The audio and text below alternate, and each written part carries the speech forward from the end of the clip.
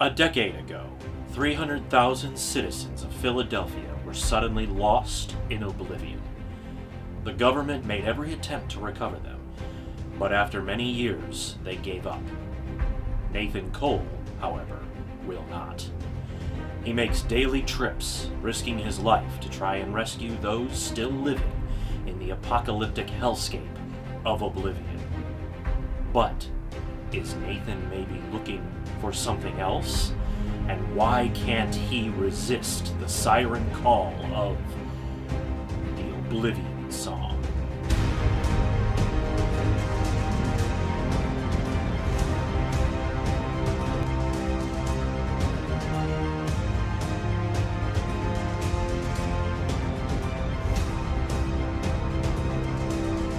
Howdy y'all, Dr. Impact here, and this week I am discovering Oblivion Song. Oblivion Song originally released in March of 2018 from Image Comics. It is written by Robert Kirkman with art by Lorenzo De Felici and colorist Annalisa Leone. So this week on Discoveries and Revisits, I'm discovering Image Comics' Oblivion Song. Now, obviously, people in the comic book world, we all know Robert Kirkman. For those of you who are tuning into this who maybe don't know, Robert Kirkman, of course, is the creator of The Walking Dead, as well as Invincible, along with many other things. Now, you probably know or have even watched episodes of either Walking Dead on AMC or Invincible, the new Invincible animated series on Amazon Prime. Those are both written by Kirkman, but this is one of his other books, and it's still in that same vein as The Walking Dead, in that it's kind of this weird pseudo-horror comic, but it is very different and kind of explores different themes, at least overall in these first few issues. I was obviously very late to this game. I lucked into the first 6 issues of this book, which comprises the first story arc. And I think the book is up to somewhere around issue 30 or 40 at this point. So I'm a little behind right now. But for these purposes, we will just be talking about the first arc of the Oblivion Song. So when this book starts, when you open it up to the first page, there is a very strangely hooded man carrying some sort of special rifle chasing 2 what look like crazy humans through a city that is covered with all kinds of weird goop and ectoplasmic sort of gunk. And then this giant weird monster jumps out of nowhere. And I mean, this thing doesn't look like your typical big giant monster. This is like if you take some sort of an animal or an insect and you mix it with a gelatinous blob and then make it the size of a building. That's what these things are. This man, this hooded man, shoots a dart at these 2 humans and they vanish. And that's when you realize that this man is Nathan Cole. He is our main character. He's the focal character of this book. And Nathan Cole has found a way to teleport into this world and get people and bring them back home. Now that's how the book starts. So, when I was reading it, my first impression was, what?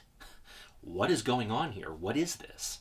As the first issue progresses, you do learn that this book takes place sometime in the future, a nondescript future, and 10 years prior to this book starting, suddenly doorways to another dimension started opening up in Philadelphia, and these weird monsters started coming through.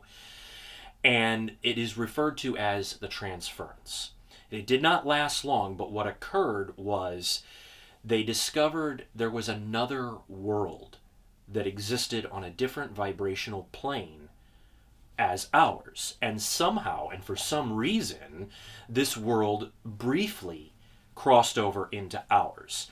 And when it was done, the pieces of Philadelphia where this transference occurred ended up in this other world, which they now refer to as Oblivion.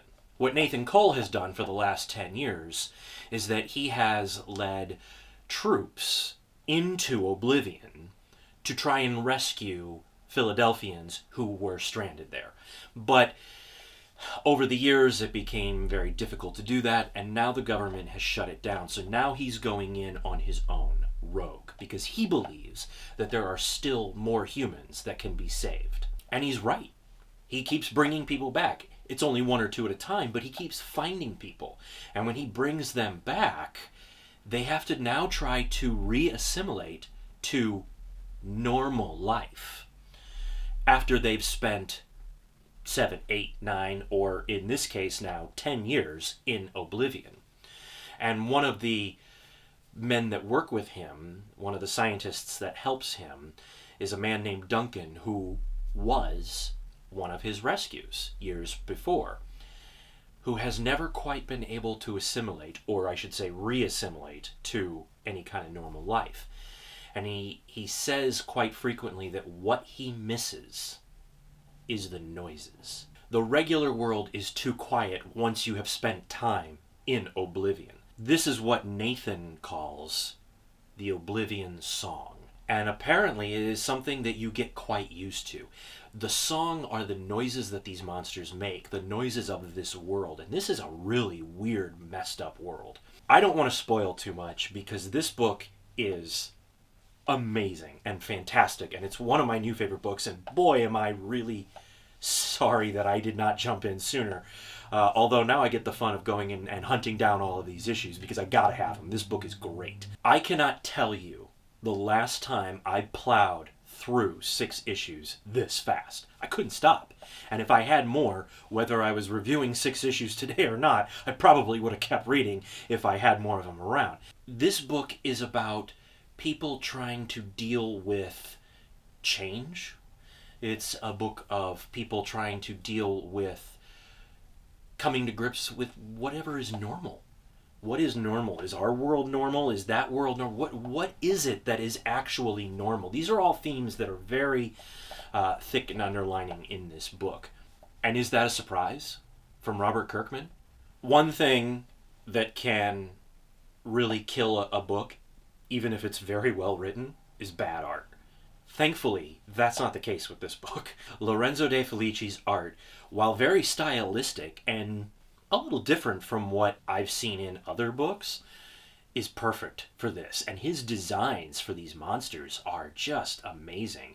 You know, I know sometimes when we do reviews here, we don't want to sound like we're just gushing over everything. And so we do actually try to find things that maybe we don't care for. Maybe things that didn't work in certain books. In this case, I honestly can't say that I find any of that. At least not in this first arc. It's great. It's really, really, really wonderful. Issue 1 is starting to get a little pricey, especially now that it's been optioned for a movie, as is the case normally when that happens. So if you don't want to put out that kind of money, don't worry. In classic Image fashion, there are trades for every arc that are coming out. And I want to say that the first trade is even only $9.99.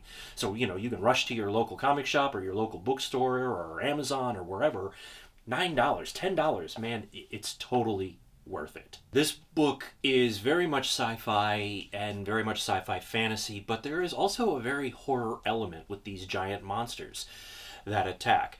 And we here at the Pull List, we love horror as well as sci-fi and all the other kind of stuff. So if you want to hear about some of our other takes on horrors, you can check out an earlier podcast that we did on the 10 most influential horror-themed characters in comics, and we'll include that link in the description below. Well, that's it, guys. That was my discovery on Oblivion Song from Image Comics. Check it out. Till next time.